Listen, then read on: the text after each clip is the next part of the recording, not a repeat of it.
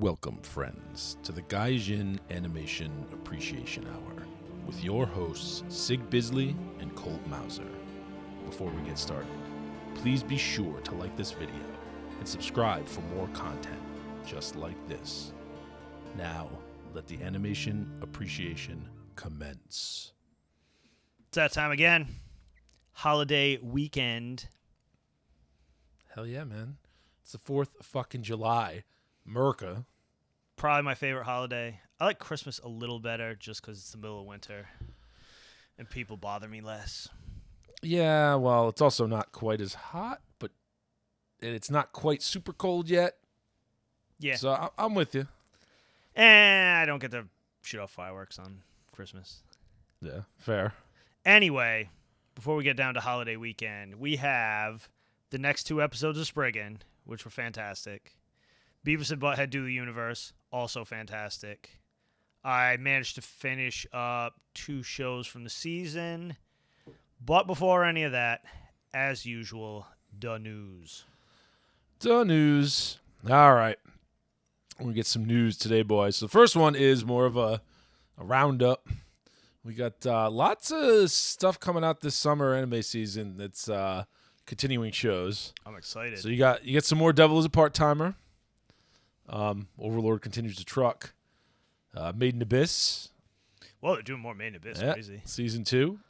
We are finally getting Season 4 of Is It Wrong to Try to Pick Up Girls in a Dungeon? Hell yeah. So I'll have to watch the 3 or 4 episodes I failed to watch from last season. So I'll be caught up. There's more here. I'm not going over all of them because there's a lot. Classroom of the Elite. Let's see. And that's about it. Does Goblin Slayer fall? Goblin Slayer's got to be. It's not listed here. I'm assuming it's fall. They keep trolling me, man. It keeps getting either moved or just never seems to materialize. Hopefully they take more time and it's better than that. Like, OVA was Yeah, it was okay. And like this season of Shield Hero's been it's gotten a lot better, but I'm just hoping it doesn't fall off. Yeah. Agreed. Take whatever time you need so it doesn't fall the hell off. All right. So moving on.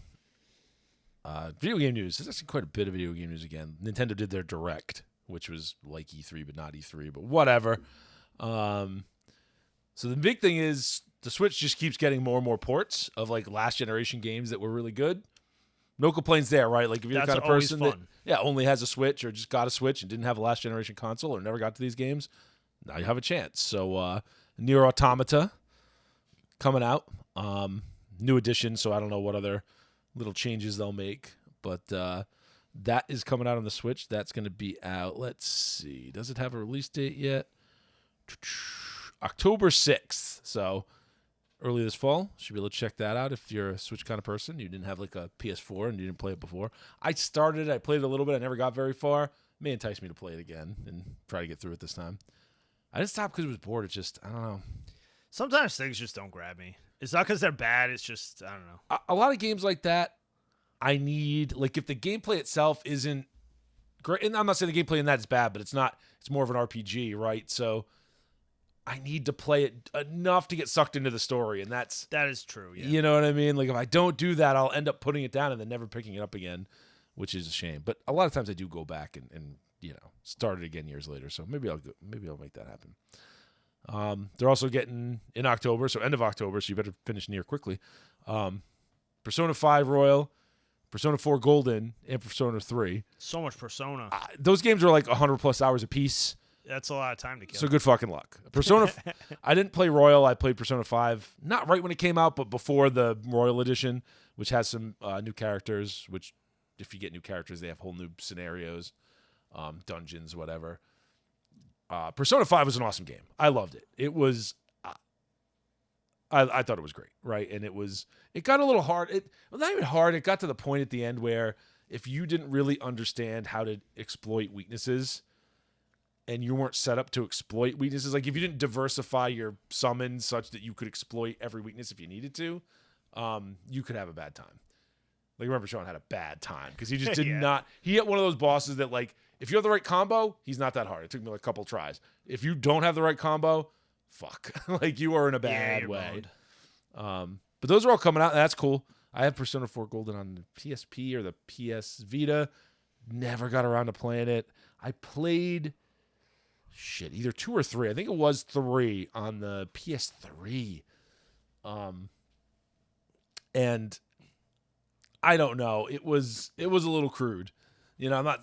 No, don't shit on me. Sorry, but it was just a little cruder than I was looking for at the time, and I just didn't. I never really got that deep into it, so I certainly wasn't going to hunker down for 100+ hours of it. Hell no. But anyway, that's my Persona mini roundup. That's coming out end of October, like I said.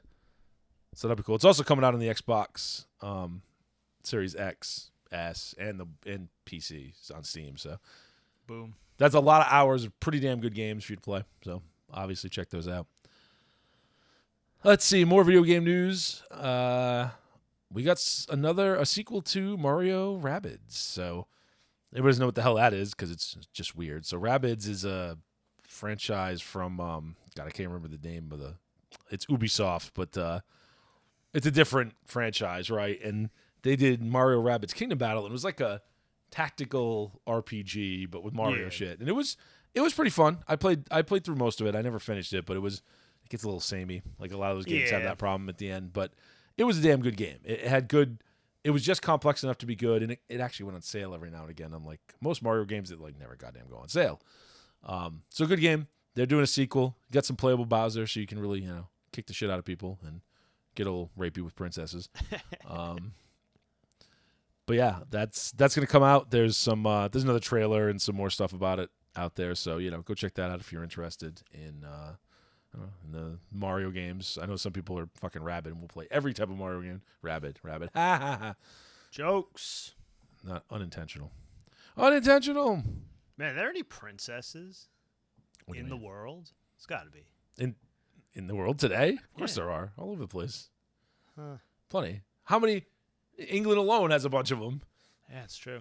I always want to kidnap one just for like nostalgia. I mean, how many of them have any sort of real power? I don't know. Oh, I don't care about that. I just want to say I kidnapped a princess. I'm pretty sure in the modern world, when you kidnap a princess, you disappear or get shot. Like, nah. Unfortunately, it doesn't end like Mario. Even if it ended like Mario, it wouldn't end well. I feel like their security is probably pretty. Get dropped into a fucking vat of lava. Because you never hear about them. It's always Prince this, Prince that. Wasn't that one of those epic, Christopher Lee stories?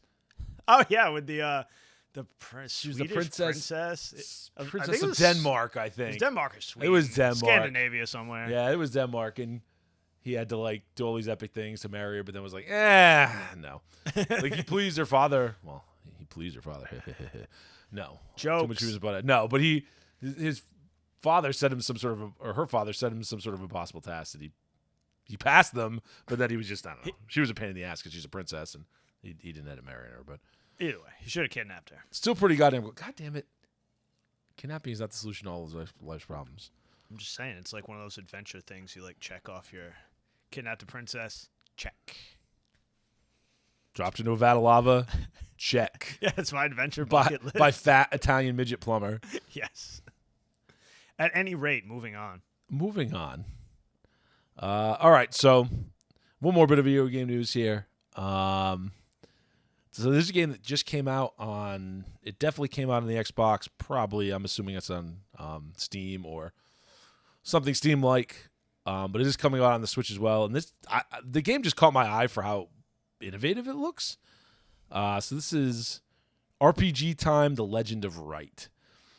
And it's basically an RPG game where, like, the whole thing takes place, it seems, on, like, the desk of a child who's, like, drawing out his D-adventure. Oh, that's crazy. And his adventures. And it plays that way, and it looks hand-drawn. It's a really cool-looking game. It's just really innovative. Anyway, yeah. I watched the trailer and was like, wow, I got to check this out. So I probably will be picking it up soon for the Xbox if it's already out. But it is coming out for the Switch as well, which is kind of the perfect console for it. This is coming out, let's see. Oh, apparently it's not on Steam yet. Apparently it is on other Windows platforms, but it's not hitting Steam till September 13th. It's hitting the PS4 in August, but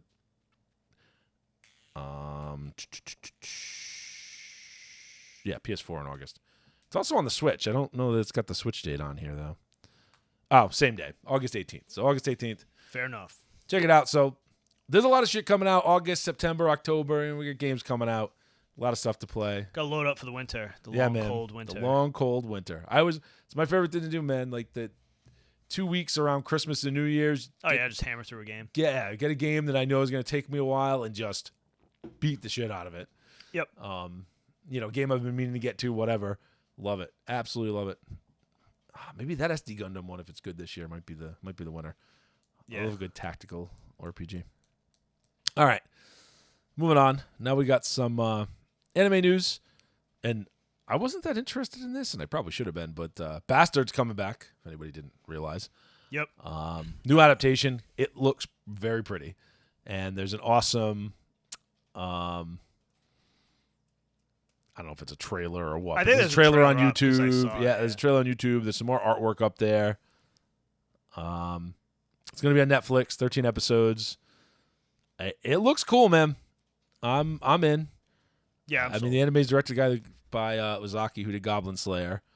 I'm a little worried. I think I said this before because the guy who did Double O is in charge of the script. So as long as it's not the guy who came up with the flower bullshit, we'll be all right. No metal flowers, please. Although, I mean, it's already based on the manga, so adapting is different than coming up with your own shit. They've been doing a lot of that generation stuff. Because, I mean, they brought Orphan back last year, I think. Yeah. Which was kind of cool. So they did. Or Sorceress, Stabber, Orphan. Yeah, man. Yeah, man. Stabbing sorcerers. I gotta go watch some of these shows that had come out. Basilisk, too. Yeah. I gotta go back and watch some of these that were like remakes or readaptations from anime that I never really got to back Orphan, in the day. they didn't even change anything. They just did the first however many episodes again. Yeah. I gotta go check it out. I hope they finish it because it's fucking there's awesome. 27-ish volumes, I think, of Bastard. And they never even got all brought over here, so Nice. they got plenty of material to adapt. So that'll be cool. I like it. Yeah, I like when they do stuff when the manga's finished. So I'm you have to, assuming it's fuck finished, around. but you never. Yeah, you never know. They could Hunter you where you're like, oh, it's so good. It's just getting even better. Oh.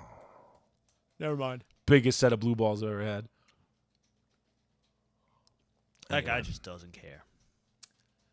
He's just burned himself out. Like, I wish mangaka would just give up. Like, do the writing. Write like, a fucking outline and let somebody else write do it and let somebody else draw the fucking thing already. Like, I know, only I get it. I know thing- people don't like that. I know it feels like a failure, but God, that's it's more important. That's the only thing that like manga can learn from Western comics. Like, just split up the duties, man. Yeah. Well, I mean, Fist of the North Star does it. I was just gonna say that Fist of the North Star does it, so Yep. it's not like unheard of. It's just I don't know.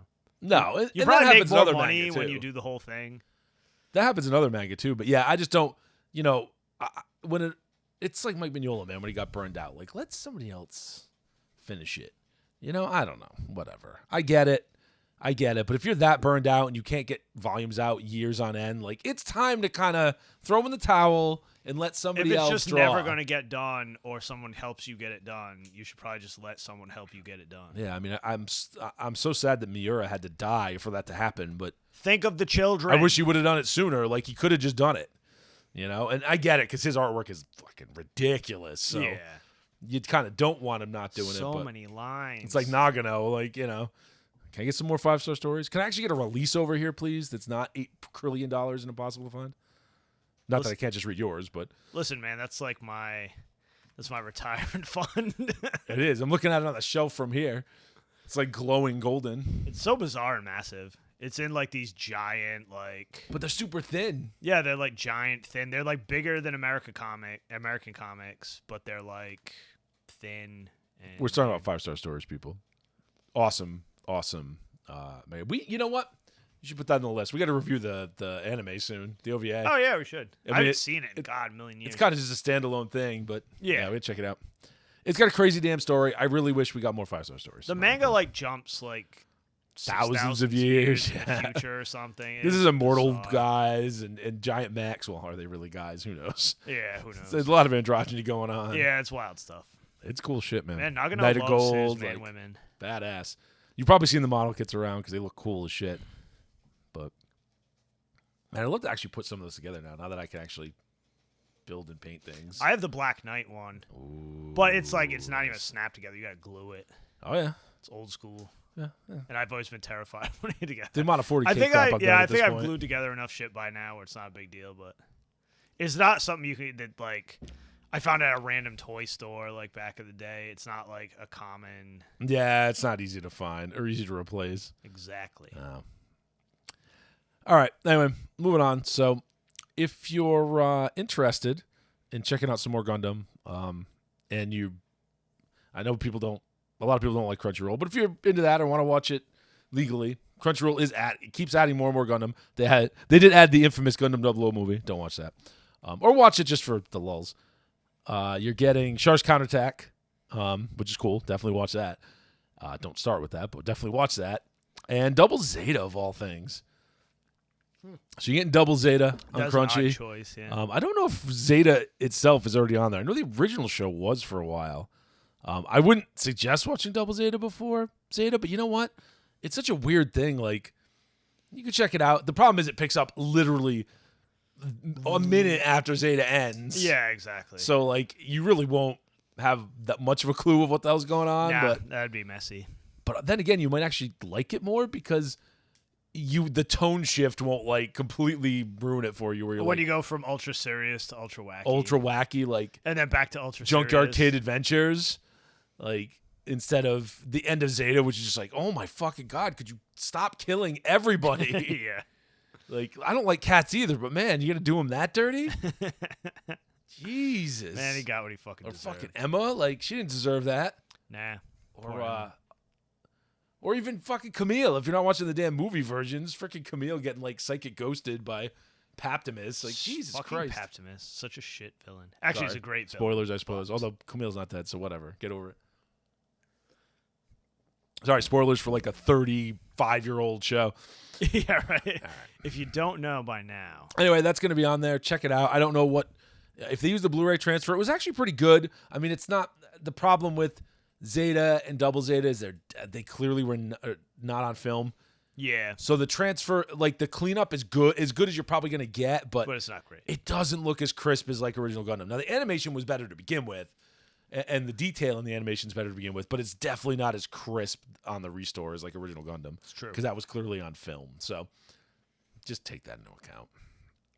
But give it a try. Got some awesome mech designs. That's one thing Double Zeta has, man. They threw a lot of stuff against the wall. There's some really goddamn cool mobile suit designs. Really freaking cool stuff. And it's like the height of 80s XS. And it's not as like brutally nihilistic as like Victory. Although Victory is less nihilistic than I remember. I think that gets overstated as well. Yeah, it is and it isn't. Yeah. It's also wacky as hell at times. Well, whatever. We're not going to I could talk about Victory all day. I have such a not love-hate, I have a strange relationship with Victory. Victory just doesn't feel like a Gundam show. It feels like it feels more like Jabungle or yes. It's got that feel of pretty much everything Tamino did after like Double Zeta. Yeah. Right? Where it's not super serious anymore. Like Brain Power sucked. But like Turn A's got a similar feel. Listen, Brain Power was totally serial. Oh my god. In all the worst ways. All the worst ways. We got to do a deep dive someday on Brain Power and how like getting a dream team together can go horribly wrong. Listen, man, when Tamino is the pilot of that ship, it's going down. Yeah, when Tamino's got to take his meds or didn't take his meds or who knows. Like, oh, Jesus, Tamino. Anyway, but then he did King Gainer after that, and King Gainer is fucking awesome. And he did Turn A around the same time. Turn A is fucking awesome. So, like, I don't know. I want to tell you, like, Turn A, man, Harry Order's the best. The guy's manic as fuck. Coronander, like, yes, great characters in freaking Turn A, man. Such a great Coronander. show. I cannot remember the bad guy's name, but the Turn X is such an awesome design. When it like, its parts just float around by themselves. Yeah, right. Fucking heads floating around. Like, what is even going on here? All Makes those me wanna watch moon it. assholes. All those awesome Sid Mead designs. Yeah, I was just gonna say that, like, the only white guy that ever got to design Gundams, basically. Yeah, Sid Mead. I really hope they reprint that Mead Gundam book. If not, whenever we get over to Japan, whenever Japan stops being stupid, I'm gonna hunt down a copy when I'm over there for sure, because it's got such cool designs. It's got the original design where like it doesn't have the mustache; it actually has the crest. Oh yeah. I'm a sucker for the mustache. The It's mustache is hilarious. awesome. I love Eternity is one of those designs where most people hate it when they first see it, but like It grows on you. it grows on definitely. you, man. It is awesome. It's such a cool design. Gundam a mustachio. And the sumos are awesome. Big gold freaking Yeah, they are ridiculous. Max. Like, oh god. Plus Harry was awesome. So anyway, I could cream all over Eternity all day. I'm gonna stop. All right, so good news here again. If you're a reader of legal things, even if you're a reader of illegal things, this probably will make things quicker.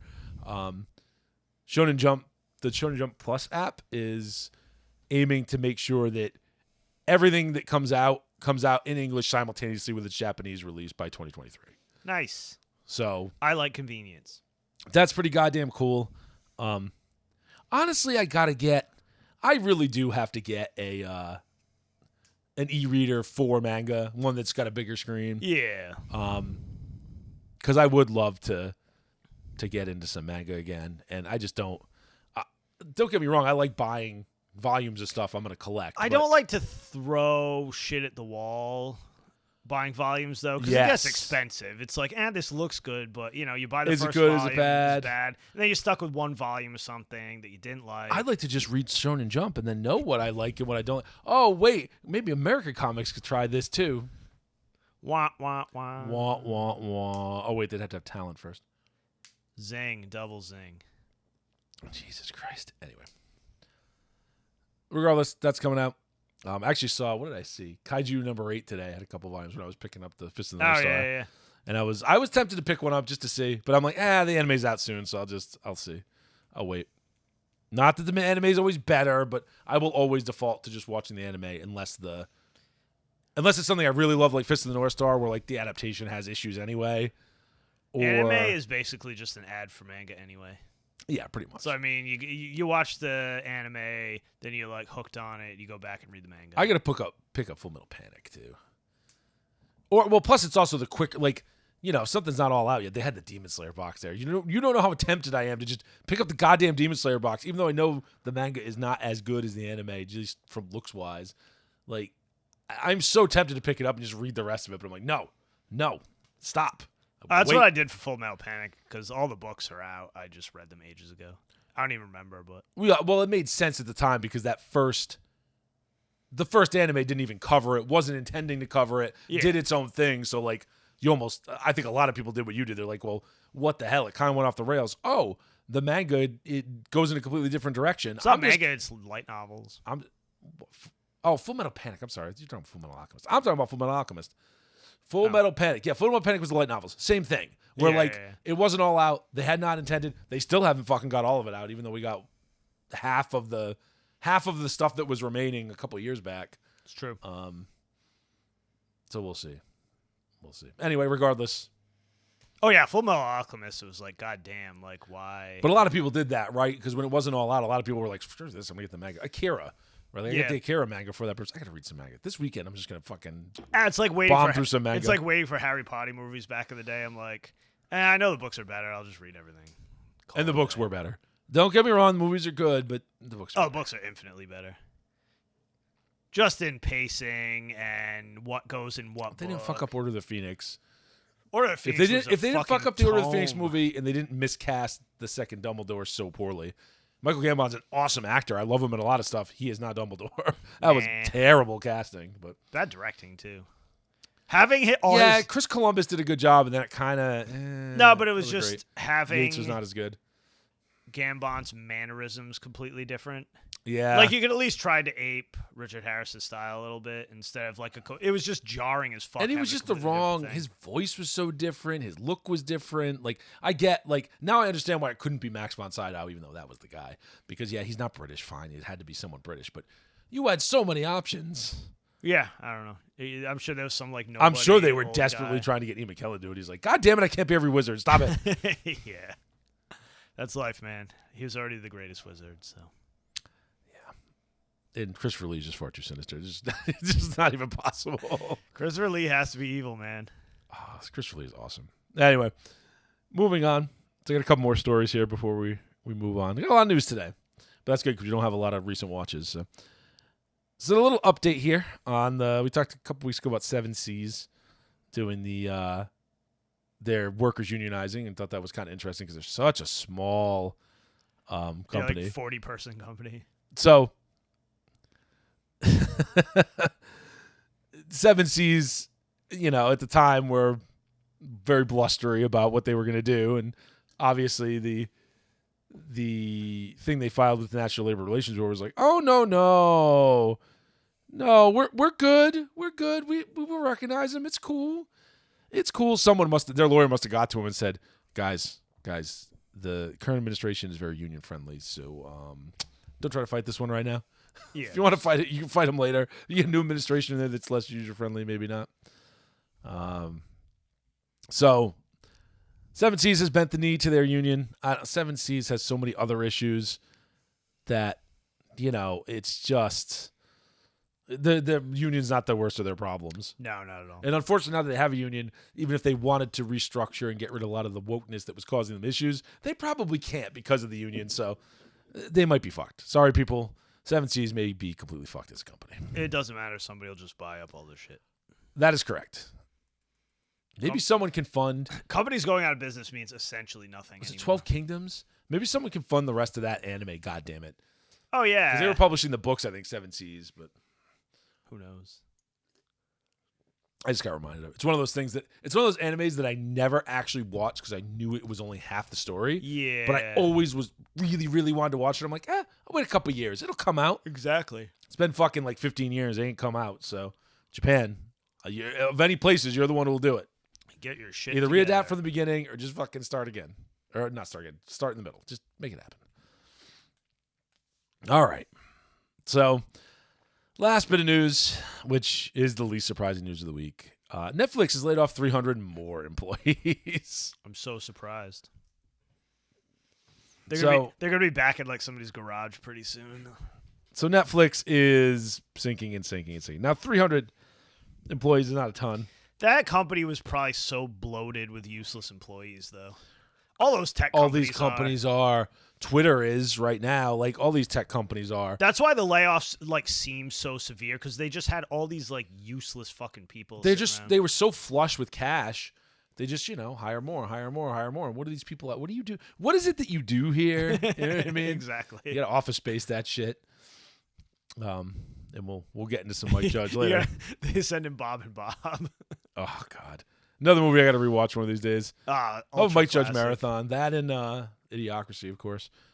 Wasn't supposed to be a documentary, people. Good God. Just turned out that way. But anyway, that is the news. Oh, I love the thing when he's talking about Crocs. Like, these will never fucking take off. Mike Judge. The ugly shoes. Yeah, check out Mike Judge's interview. Recently, it was on Rogan's podcast. It's pretty good. Mike Judge is an interesting cat. Really is. Very, very, like, relentlessly normal dude. Like, he's really cool. Like the most normal guy. All right, so you can tell me about the latest bits of Low After World Domination and Executioner Way of Life, and give me a little feel for those series as a whole. Now that they're at least the current seasons are wrapped up. Executioner Way of Life is basically just set up for the second half of the season, I would assume. Okay. Yeah, it was like 12, 13 episodes or something. They basically what the hell's her name? I wrote it down so I don't sound like a retard today. Get your notes, boy. Oh God, trying to remember like 5 shows worth. I Japanese just pulled up a list of names, Spriggan characters. Ridiculous. Some of the side characters I can't remember. Okay, remember. Menno. She's the actual executioner chick. So she had to fight that immortal girl, and it was an unholy pain in the ass. And then Akari's the one she's got to kill at some point. Yep. And there was a bunch of shit with Menno's master, Flare, that like, I don't know, everybody's got to kill everybody at some point, and there's mad time shenanigans. Very interesting. Like, it was a very unique plot. Like, not a lot of things. Time shenanigans are pretty standard, but the way they did it was pretty unique. Momo's like her apprentice, and she's like her apprentice the way the chick that teleports in Railgun. Oh yeah. Yeah, it's like that same just like loves you mean the most under not underpowered because she's overpowered. The most underappreciated for her power character in all of Railgun. Like, you could teleport in and out of anything. And she teleports things inside of people. Like, yeah, it's like ridiculous. She's ridiculous. And she's like she's not even like S-class. She's like... No, she's not the top 7. And I'm like, she's actually, I think, 2 tiers down. Yeah, which is ridiculous. I think she's level 5 is the top, right? I think she's like level 3. Yeah. Ridiculous. At any rate. Wrong. But yeah, Like, Momo's wrong. like another she's like executioner in training, and she kind of sees that they're getting too chummy, and because like the way the story works is if these people use the people who come over use their powers too much, they eventually just go insane. Yep. And like they cause cataclysms. Like there was 4 like from way back that's why they kill them now, because it's like these huge disasters. They become overpowered, insane, megalomaniac assholes. But anyway, she finally found a way. Like Meadow finally found a way to kill Akari. Yep. And they have to go find some magic sword, blah, blah, blah, blah, blah. But that's basically where they left off. So it's okay. Like, so it's a setup. They're definitely doing another season. Cool. I mean, if it got good ratings. Otherwise, doomed. Or it's all already done. It was always meant to be multiple seasons. Probably, yeah. Because a lot of shows do that now. Like, back in the day, shows, if they were 26 episodes, they fucking ran for like 26 straight weeks-ish. If they were 52 episodes, they ran for 52 Yeah, they didn't straight. break stuff up like It didn't have the breakup. And I don't mind it because it probably gives the animation studios some more squish room. It lets them not burn themselves out. It's fine. Like, and especially since a lot of times they skip, like, they don't skip very long, right? A lot of times it's less than a year in between the seasons. So it's fine. But, like, I don't know. It's just weird. Now you're left hanging, like, I think there's another season. And it's not always easy to find out. Maybe if you're Japanese, it is. But over here, sometimes it's not so easy to figure out. I think stuff doesn't get greenlit. I think, like, back then, like, there was more money getting thrown around. You know what I mean? Oh, for sure. And now stuff doesn't get greenlit until after it's already done well. You know what I mean? That's what it could be, too. Maybe it gets greenlit after a couple weeks. Anyway, the to show do the was second half of not the season. extravagantly animated or anything. I mean, it's good. Yeah. But it's not, like, I doubt it cost insane money to make. Sure. It's not, Demon Slayer style or anything. Anyway, the story's really interesting. I will definitely watch the second half of the season. 100%. Okay. So no big thoughts yet because it's not fully wrapped up. I like Momo. Yep. Character-wise, Menno's like a good main character. Akari's kind of annoying. She's like kind of ditzy, like Yuri. Ditzy characters can work, but not always. She kind of grates on you a little bit because she's like a mix of super serious because she's always going back in time and like she already knows all the shit that's going to happen, but she's trying to go back and change it enough so it gets to like where she wants it to be. So she doesn't have the amusing lecherousness of Teleporter Sama. Yes, but Momo does, so it's fine.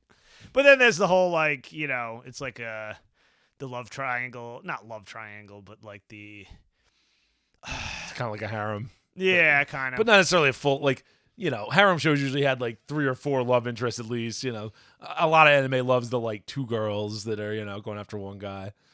It's not even love. It's like admiration that is obsession. Japan loves that. Oh, so Slaneshi. Got it. Yeah, kind of. But, yeah. Senpai. So anyway, senpai. I'm stoked to see where the story goes now that like because Akari wants to get killed by Menno because she knows she's either going to go insane and like cause this ridiculous cataclysm or, somebody's got to kill her and she's like impossible to kill. So she kind of wants Menno to figure out a way to kill her so she can, die on her own terms. It's a crazy ass show, man. I like the concept. So yeah, it's a cool. really cool concept. It's executed well. Most of the characters are interesting. They're like 0 male characters.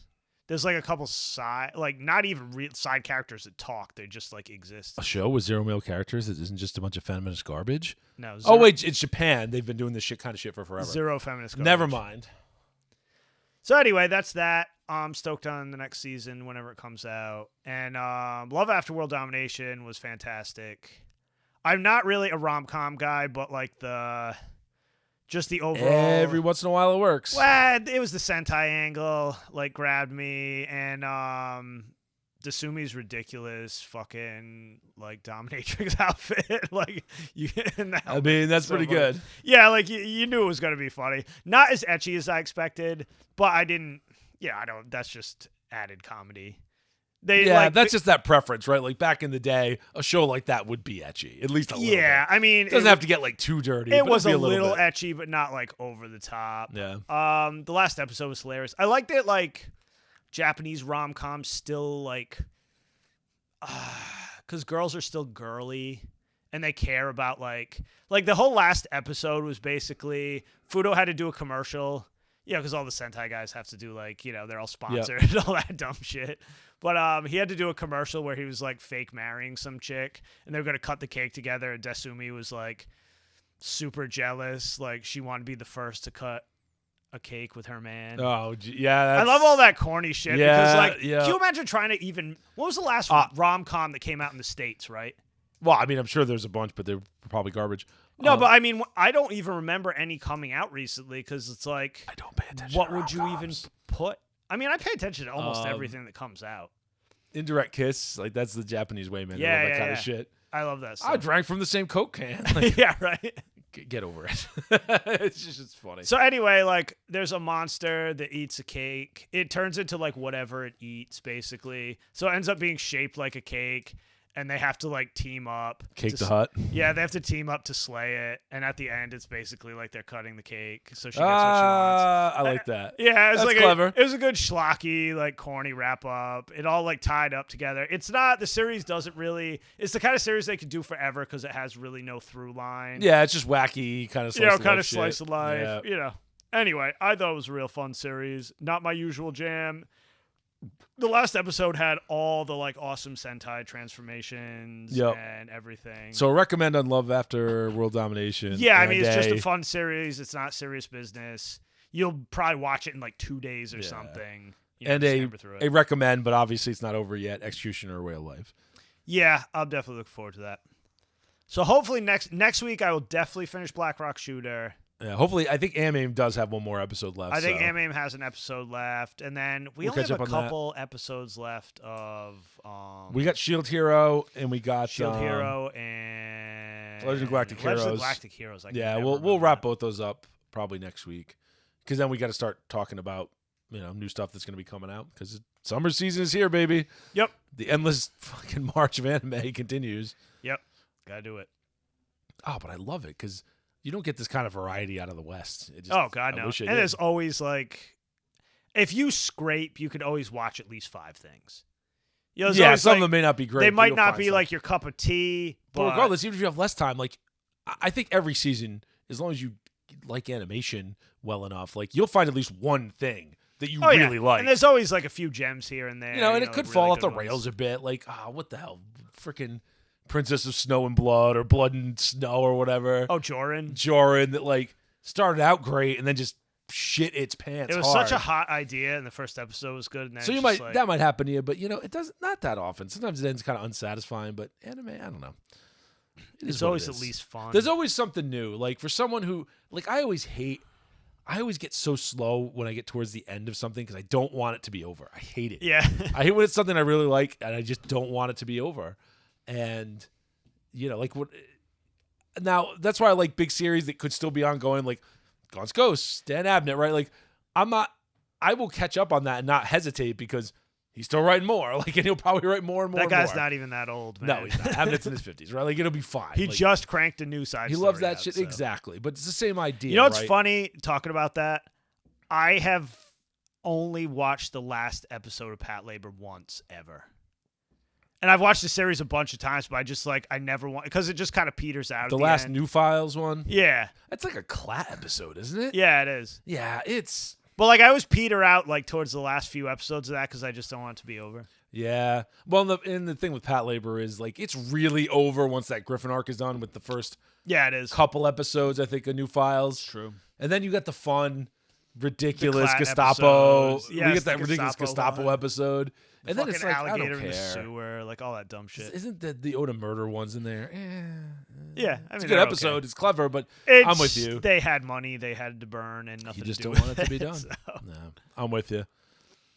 I wish more shows would do the Macross thing where they take those extra episodes. Like the real story arc was done, episode 27 I kind of like or that so. it had a weird epilogue.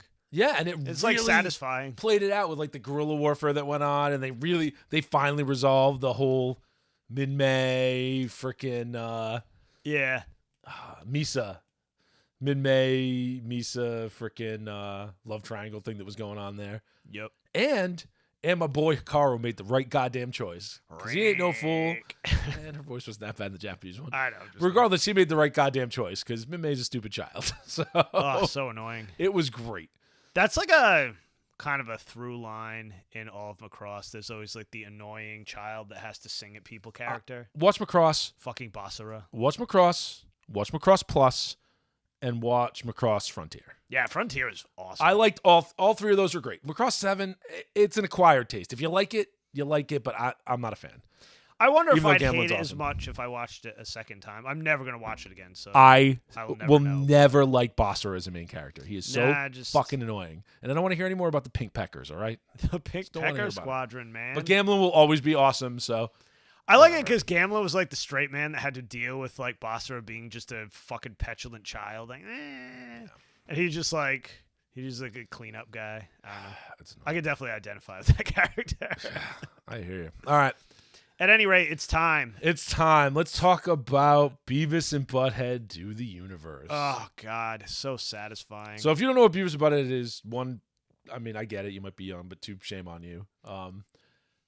Although maybe not so much shame on you because Beavis and Butthead is one of those things where a lot of the episodes, so the episodes always consisted of like, they were short, right? They were like 10 minutes, 15 minutes.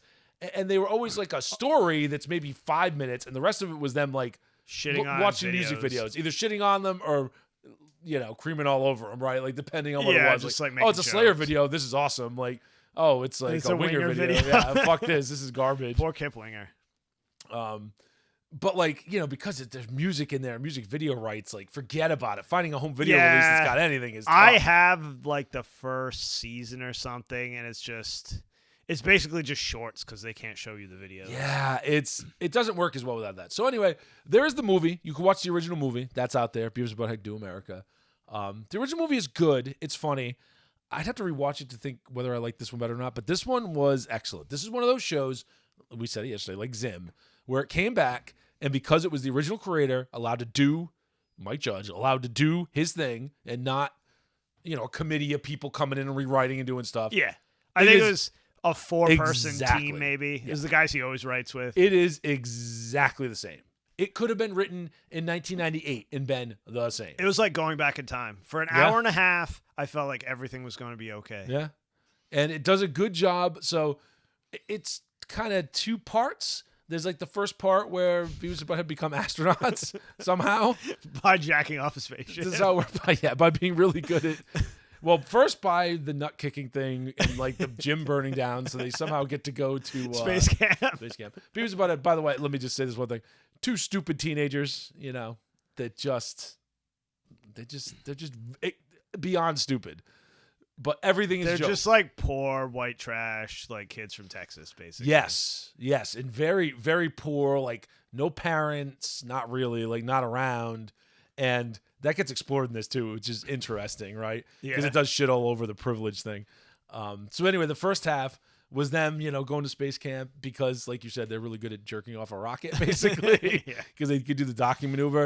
And then, of course, they get into space because they actually, go up there and they fuck it up and all sorts of bad shit happens and they get punted into a black hole. Yeah. Like the rest of the astronauts, like, are mad that they fucked up and there's only enough air for like 5 out of 7. Yeah. So they like the chick in charge, like she knows it's her fault for ever bringing them up there. So she just like boots them out into space. Yeah. She was going to sacrifice herself, but then they were trying to spy on her and he's like, that's it. You're done. So they go through the black hole and they appear in 2022. And back in, Texas, they appear in Galveston, right? And then like their future versions, or no, their other dimensional versions. There's a little Rick and Morty there. Yeah. Their other dimensional versions that are the smartest versions, although they're really not that smart either. Yeah. Show up and like, tell them, no, you have to do this. You have to go climb to the top of Everest to go through this portal. Then they keep having to move the portal because obviously they're never going to get anywhere. Like, or like, you don't go back to the portal, the whole world's going to die. Like, which isn't quite true. You find out at the end. It's just a comedy of errors. It's great. It's just them wandering around getting in trouble. The cell phone stuff is great when they find out the cell phone. Like, yeah, you can they accidentally steal some guy's phone. They figure out you can pay for stuff with it, so they just like go on a shopping spree. oh my god, yeah, mostly to buy nachos. Yeah, they go like to all these extravagant places to buy nachos, and they buy like a jewel encrusted bowl to put nachos in, and then throw in the trash. Oh, there's something pure about Beavis and Butthead. Then they end up wandering across a college, and it's good. There's some good commentary there about the quality of college and the quality of the analysis of white privilege. Like, whoa, we have white privilege. We can do whatever we want. And then they just go do whatever they want. Sorry, sir, I have white privilege. And then they immediately get arrested. They immediately get arrested and sent to prison. They like steal a cop car and like back it into a tree or something. Yep. And then immediately go to prison. And they get sent to prison. Then they start a prison riot. Of course, there's some cornholio stuff. Yeah. Oh God. If you want to know anything about Beavis and Butthead, just look up cornholio on YouTube and you'll get the feel. You'll get the idea. Lake Titicaca. They tip it from my bunghole. Good shit. Anyway, and then, there's the whole end of it. There's car chases. The government's after them. I mean, it's classic Beavis and Butthead where they have like the government thinks they're luck. aliens. And the woman who shot them into space is like the governor of Texas. Yes. And she's like getting ready to run for re-election. And she finds out they're back. So she wants them dead. Because they could basically tell everybody that she shot them into space to die. And the lieutenant governor is there, but he's just basically, fetching freaking Coke. Yeah, he's just a simp. Pepsi, whatever. So yeah, it's classic. The animation looks the same. It looks like the first movie, basically. Voices are exactly the same. Yeah, Mike Judge does nothing out of place. People's voices change though. They do, but they're pretty much the same. The writing is the same. It's just as stupid as it ever was. Oh, but it's so funny. It was like so satisfying because it's exactly the same. It's that same. Is it as funny as the Zim movie? No, the Zim movie, Zim is just when Zim is on, it is just ridiculous. And it was on in that movie. Beavis and Butthead has always been one of those things where Beavis and Butthead is seldom you're gonna fall out of your chair laughing, funny, but it's always a chuckle, always consistent. It's always consistently just amusing. It will amuse you constantly, and it's that kind of humor that you just don't get anymore. Oh, it's just dumb toilet humor, stupid dick and fart jokes. She said ass. Yeah, just like the dumbest 14-year-old boy garbage. So bad, but so fucking funny, and it's everybody's reaction to it is so funny too because it gets so exasperating. Like, are you fucking kidding me with this? Why are you so stupid? Oh God, I couldn't get enough though. It's fantastic. It's on Paramount Plus. You can watch it you can probably find it for free, but I mean, for the love of God, you can watch it for $5. Actually, watch it for a free trial. So you can apparently they were bitching at Mike Judge to do it for 20 years, and he finally because Mike Judge, if you don't know, he's he lives in a vacuum. Yep. He just Mike Judge does not care about anything. He just did does his thing. Beavis and Butthead. He did King of the Hill. You might know King of the Hill because it's a lot bigger. Probably at this point, bigger than Beavis and Butthead. Oh, definitely. Yeah. Beavis and Butthead's iconic, but King of the Hill was his. He did Idiocracy, Office Space is always underappreciated. He did Office Space. Office Space is also huge. So that's Mike Judge, right? I'm sure he's done more stuff, but those are his kind of the things everybody knows about, or at least if you'll probably recognize one of those four things, if nothing else, right? So you get an idea for what the humor is. Beavis and Butthead was always the slightly funnier version of King of the Hill because King of the Hill is a classic sitcom. It really is. Yeah, I was gonna say King of the Hill is more of a sitcom than it is a funny it doesn't take a cartoon. lot of advantage of the animation, right? It's just a straight up sitcom, and I appreciate that, man. It's King of the Hill's got you could have done characters. You could have done it live action pretty easily. Oh, you know absolutely, I mean? I sell propane and propane accessories. Yeah, there's nothing wacky. Beavis and Butthead's always filled with wacky shit you couldn't. And there's more of that coming too. So Mike Judge is rolling around a pile of money, but he's also still goddamn good. And like I said, go watch his interview because he's just a cool dude, man. I like Mike Judge. He's a funny guy. He's been a Texas guy all his life. He hasn't been corrupted by Hollywood and the bullshit. He's not under Disney's thumb or something. His studio and shit is in Texas. Yeah. He does not fuck with Hollywood at all. And he doesn't bring in giant rooms of writers. So that's the thing with South Park. Where, it's the same guys. South Park had strong direction and was very good for a while because they brought in good writers' rooms. But lately their writers' rooms have been very mediocre. So Mike Judge doesn't have that problem. You know my South Park theory. But South Park, I know. But South Park, they've done so goddamn much of it. What do you expect? Yeah, I mean, they're just burned out. They didn't really want to do it anymore, but somebody dumped almost $1 billion in their lap, so they kind of had to. Anyway, anything else you want to say about the Beavis Butthead movie? Oh, God, watch it. It's a vacation from reality. Yes. It's like the best kind of escapism, especially if you're like late 30s, early 40s, like we are. Oh yeah, if you were a fan of original Beavis and Butthead, like don't have any hesitation. This thing is not. They didn't do it dirty. They didn't do it dirty at all. Like you will not be disappointed. Ultra you will not regret satisfying. watching it. Like it is legit. It's like taking a vacation in 1995. If you're not a fan, check it out anyway because it's just funny. Yeah, I mean, dick and Good fart shit. jokes, classic. All right. Well, now we can move on. We're moving on to Spriggan. Onto Spriggan. So we said last week we might do the rest of it. We might not. We're just going to do 2 more episodes. I had to watch Beavis and Butthead. We had to watch Beavis and Butthead. Plus, they are still mini OVAs. Each one is Yeah, its own kind of like mini movie. we couldn't do 4. Like you can't get into 4 in like It would a just get too single thing. muddled. So anyway, we got 2 episodes this time. So Spriggan, if you didn't listen to us last time, it's show on Netflix. Recommended it. Check it out. It's still good. It's Studio David, the guys who did not Fist of the North Star. I want them to do Fist of the North Star. JoJo's. It's got pretty good animation. I got an occasional bitch about the CG they use. It's good. It's some of the best, but still some of the background characters and stuff. They only CG. animate like the main characters. Like a lot of the background characters just get like crap CG. Yeah, so sometimes it's not horrific, but it's not good either. Yeah, sometimes it's kind of mediocre. Like generic soldiers and stuff tend to be CG'd. It's kind of It's not the worst, but it's better than most other studios. We'll put it that way. Definitely. Not everybody can be UFO Table. Anyway, so there's 2 episodes here. We'll go through each one individually. So the first one is the forbidden forest that you can't escape from. Yeah. The cursed forest. With the crazy like Indiana Jones chick. Yeah, so this it starts out very Indiana Jones. It's you and this like the Spriggan guy, right? The main character in this like Mayan-ish temple. Yeah. It could be Egyptian. It could be whatever. It doesn't matter. Generic temple. Generic temple. Generic jungle. It could be Southeast Asian. Whatever. Generic temple. Like he's going. He's gonna find this idol, and then this high school girl Yoshino shows up, and she's grave robbing like crazy. So she comes in, and you looks at this statue on the pedestal that looks very Raiders of the Lost Ark and goes, yeah, this is obviously a trap. I'm not gonna take that thing. And then she just like pops in from the ceiling and fucking steals it, and like causes the whole place to implode and all sorts of bad things to happen. But it's actually a good thing she did because they needed that statue later. Anyway, she then tags along with him. So Yu's been sent out to find the Soma, which is a Hindu concept about like a nectar for eternal life. It's like ambrosia. Yeah, it's like immortality. Or any of those other things, right? Like it's the food of the gods, right? So he has to go to this forest where no one is returned from the forest, and they show you earlier where like a squad of guys just gets wiped out. Yeah, they've lost like 5 squads of dudes, like sending them after this. And shit. they explode pretty gnarly with like tree branches coming out of them and ultra like, violence. yeah, guts everywhere. It's pretty brutal.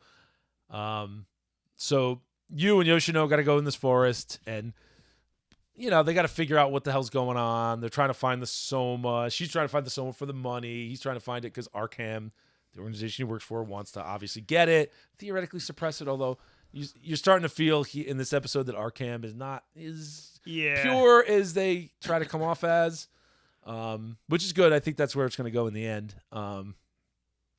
They also run into zombie soldiers all over the place because the forest is haunted as hell. So apparently there was this king who was he feels betrayed by the forest because he left to fight for him, and then he came back and his wife was dead, his kids were dead, and he's like, I'm gonna curse everybody forever. Bullshit. This is bullshit. So the whole forest has just got like evil spirits everywhere. They'll possess you. They'll attack Haunted you. as fuck. It's very bad. It won't let you leave. Like when they're trying to leave later, they go by the same spot. They keep showing they keep making marks in a tree, and there's just more and more marks on the same tree because they keep just getting turned around. It just won't let you leave. They also run into Akatsuki, who's also he's not a Spriggan, but he's a spec ops guy. From I think the story was there was like these 3 huge companies from like one was American, one was Japanese, one was American, one was maybe British. I don't remember. I think so. They formed Trident, which is like fake Arkham, basically. Yeah, they're less about like Arkham is about finding stuff and sealing it away if the technology is too far advanced and too dangerous. Whereas trying to wants it to make money off. Exactly. They want it to do what you would expect, right? They want to exploit it, make stuff, do all that good stuff, right? And Arcam uses it to make stuff too, so they're not clean. Yeah, either. well. But he also has like an orichalcum suit, just like Yu has. So they're kind of equal. His is more powerful but less fast. Yu's faster. They're very similar. Yeah, they could basically fight forever. They could fight kind of on equal terms, which is cool.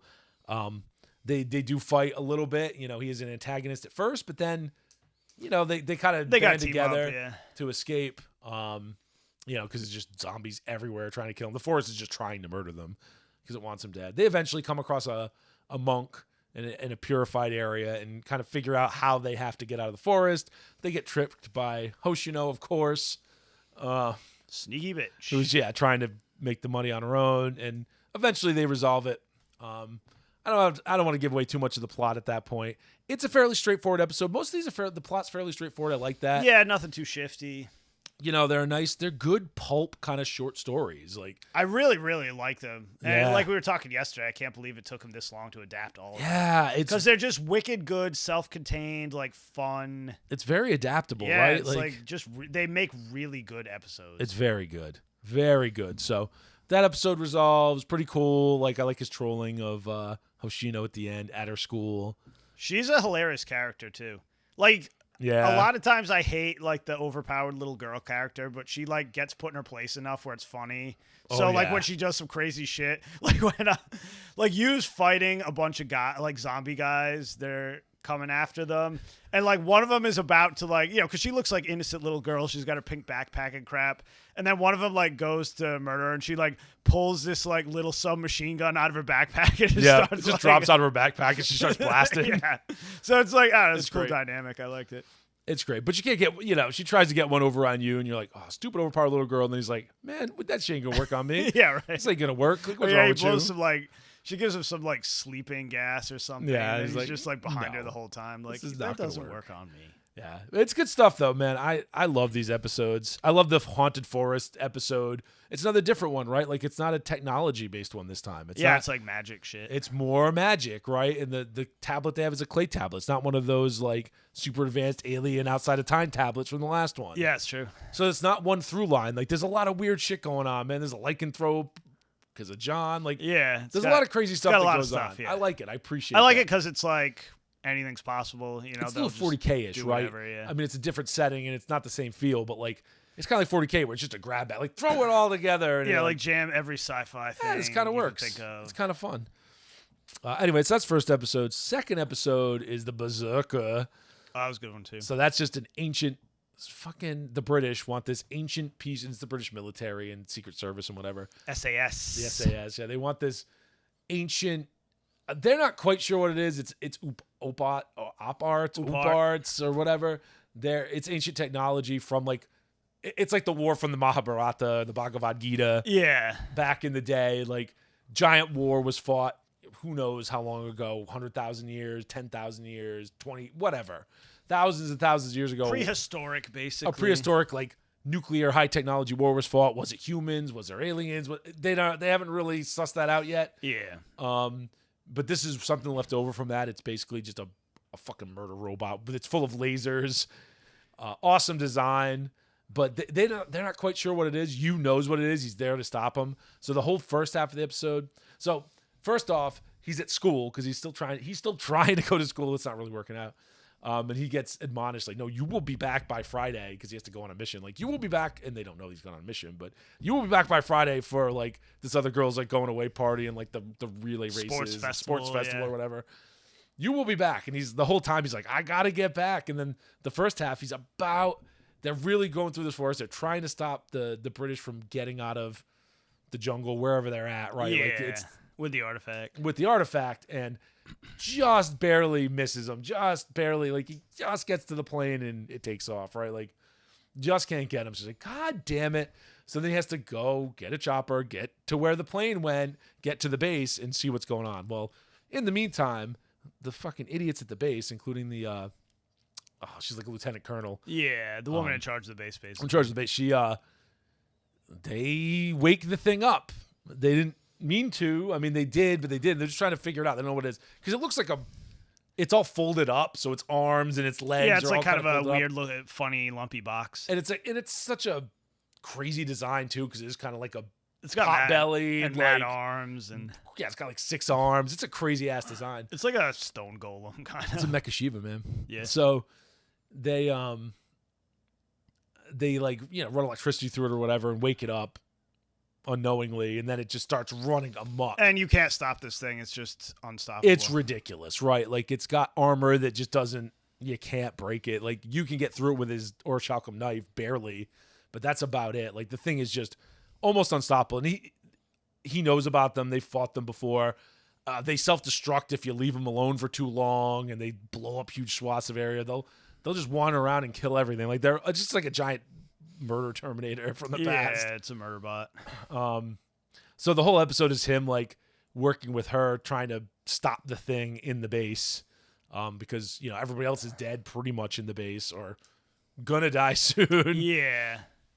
They don't have good luck fighting it. And there's some scientists, and there's a subplot where there's some scientists that are, working against her and actually trying to get the thing out into the world. So the world will know about archaeotech, and the British government will be held accountable. And there's a little political side story there. It's really just a side story. The scientists were butthurt that like they won't really let them study the thing except as a weapon. Yeah. So they just want to like out the whole company, basically.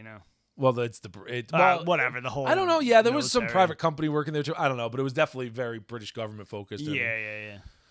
She was, she was a lieutenant colonel, like I said. So the whole episode is you going against this thing, and it's badass, man. It's real tough. It's real tough to take down. Yeah, it's ridiculous. And there's a lot of really cool fight scenes. There's a lot of really cool, just I don't know. It's full of lasers, man. It's just really cool when it's fighting troops, when it's fighting him. It's an awesome episode. And like you think you have it like contained, it just like blasts through the fucking floor. Yeah. And comes out. Yeah, it's the awesome unstoppable monster trope. There's a lot of cool scenes where they're standing there, and all of a sudden the floor will start to like get red and bubble, and then they just blast through. Bad things happen.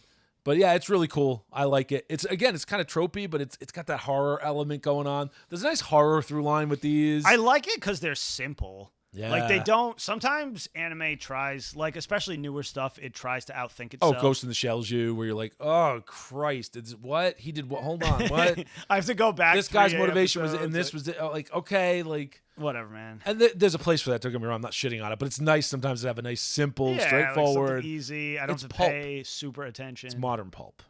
Yeah, it is very, very pulpy, which is probably why I liked him so much. Really Like, goddamn cool. 2 ultra solid episodes. I probably like these 2 episodes a little better than the first 2. Not to shit on the first 2, second but one. The second one is hard because the movie exists, the original Yeah. movie, and I don't know how I would feel about it if the movie didn't exist. Like, it gets downgraded in my eyes. I think it's better than the movie. I said that last week, but it gets downgraded because I've already seen it. Like, yeah. I wasn't as stoked when I watched it. Yeah, because I was basically just watching as a comparison. And the first one was very basically an intro episode. yeah, it was like set up. Get So, to know yeah, the character. I would say I'm work with and you. shit. I think these are better. I think it's getting better as it goes along. Not that either one of these is better than the other. It's more about personal preference. Yeah, Um, I cannot wait to watch the next 2 though. Like the yeah, last I 2. can't wait. And I honestly don't know if the next 2 will kind of finish I think it's 10 volumes of the manga, or if they could do more, or if there's more coming. I'm really hoping that there's more. It seems like they're doing 1 arc per, so I have no idea how the manga was though, right? Yeah. Like, is it 1 arc per volume? Is it 1 arc per 2 volume? Like, Yeah, they who may be knows? done. I don't know. We'll find out. either once way, we finish the last I 2. would kill for more. So Yeah, even if they, man, I don't do some more. Like, I would love to see it. But anyway, really good. Definitely go check it out. I mean, it's on Netflix, all over the damn place. You don't have Netflix, I'm sure it's available otherwise.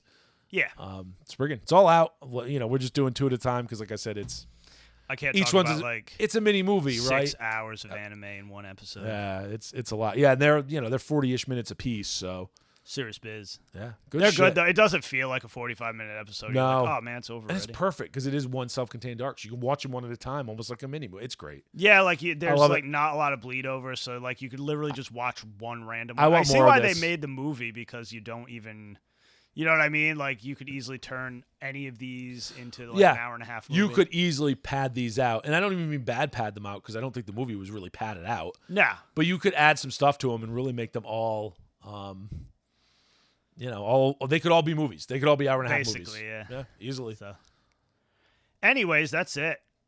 Get watching them. Yeah. Anyway, happy 4th of July. Don't blow your fingers off. And we'll see you next time. Guns, hookers, and fire trucks. Well, that's all for today, everyone. We'd like to thank all of you for tuning into another episode of the Gaijin Animation Appreciation Hour. Please remember to like and subscribe, and may your entertainment be always, well, entertaining.